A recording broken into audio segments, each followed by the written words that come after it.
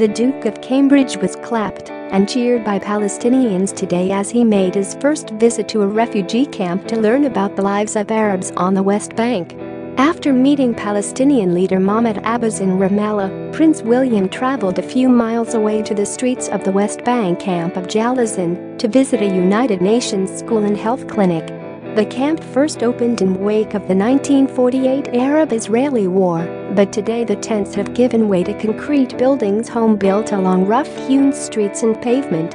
It is home to around 15,000 residents where unemployment is high and violent clashes between Palestinians and a neighboring Israeli settlement and its forces are a regular occurrence.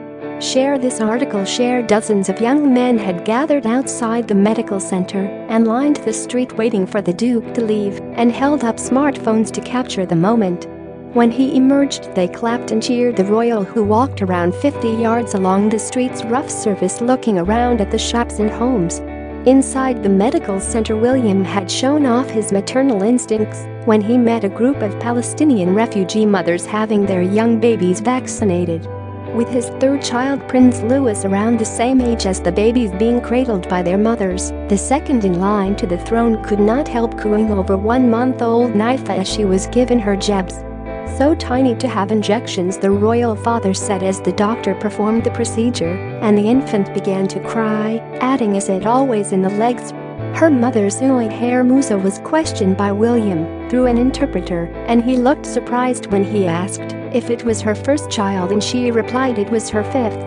A sign banning weapons, a picture of a Kalashnikov assault rifle with red line through it, was on the door of the health center. Armed Palestinian security men stood on rooftops in the camp, reached via an unpaved road and bordering a large Jewish settlement.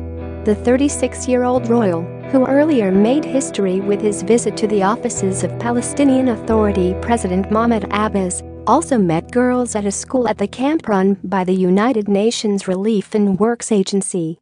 Earlier, Mr. Abbas told William, who is the first royal to make an official trip to the occupied Palestinian territories on behalf of the government, he hopes his homeland will be a fully independent state the next time he returns.